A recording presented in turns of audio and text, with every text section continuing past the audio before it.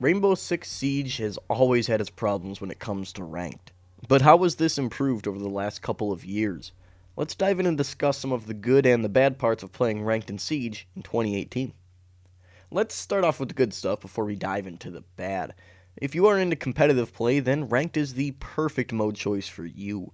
Rainbow, in its roots, is a very tactical and competitive game, and it really shines when you're playing ranked.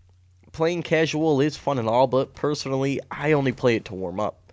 If you are a highly competitive person like me, you will derive the most enjoyment from ranked play.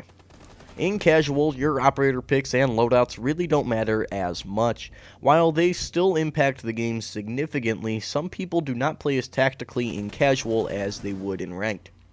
In ranked, your team composition and communication is key. If you and your team do not communicate well or at all, things will be out of sync. It's hard to coordinate where and when to push. That same thing goes with team composition. Without a proper team comp, you can either limit your ways of entry on attack or leave yourself extremely vulnerable on defense. And it's things like this that make me really enjoy ranked. It focuses on player skill, yes, but how well you work with your team and the operators that you guys pick will definitely decide a match. The rewards you get from ranked at the end are small but welcome. At the end of each season, you will receive a charm that corresponds to your rank at the end of that season. The higher the rank you are, the better your charm looks and the more people you can essentially look superior to. But not everything is all sunshine and rainbows. There are definitely many problems that plague ranked that people have complained about for a long time. I mentioned how team composition and communication are key, but if you're a solo player, your options are limited. While many people do use mics and talk, an alarming large portion of the time that you play solo, you'll seem to match with people who either don't talk or don't have a headset altogether, which can make for a very rough time.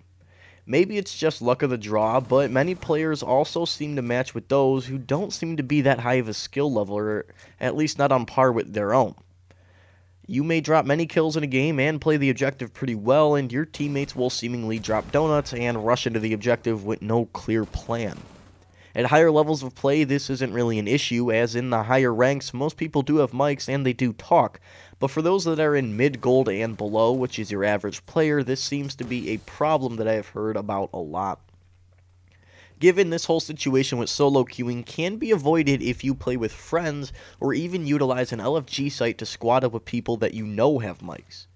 But for those that continue to solo queue, this seems to be something that not even the Rainbow Six team can fix, as it's all really luck of the draw when it comes to players with mics. Team killing is also a problem, but I would read about it during the first year of competitive play and not so much anymore. I feel that team killing and that forgive system will greatly reduce the stress that is caused with accidental team killing. But then again, not so much a huge problem anymore in ranked while it still does exist. But one problem that still persists in ranked is being banned. Whether that be from leaving a game early, which is a completely justified ban, or disconnecting and not being able to reconnect before the game ends. I have had my fair share of disconnects and have been penalized for it, because I cannot return fast enough to the game. I put this in the bad section because it is terrible when it happens to you, for sure, but there is real no solution for your internet giving out mid-game. But being on the receiving end of a teammate leaving early is much worse. You are at a huge disadvantage when this happens. What I see to be a possible simple solution is if a teammate disconnects while the game is still going on, the game should recognize that and not deduct as many points as it would previously if your team lost. This gives the team that is playing a player down have a little bit more breathing room, as they know they will not be terribly punished for another player's mistakes.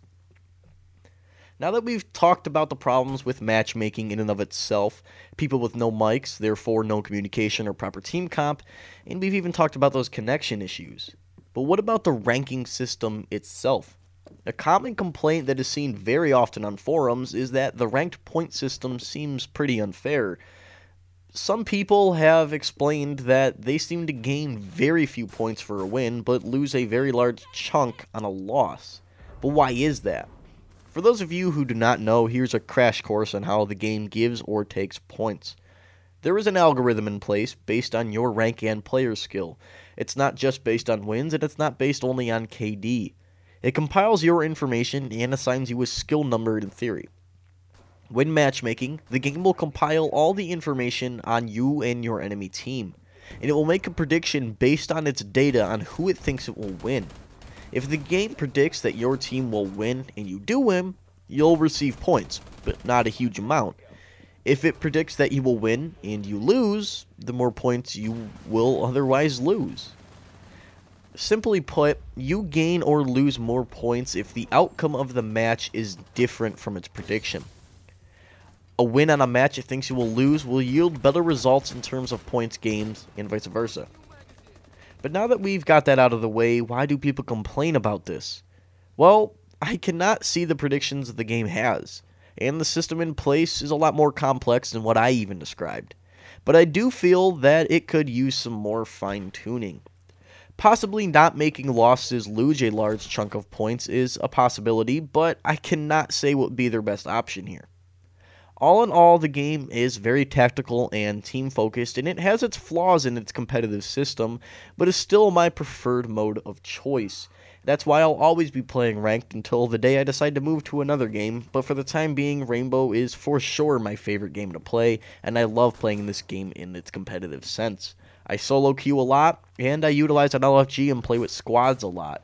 And I can see all these problems persisting, but again, I will still keep coming back to the Ranked mode.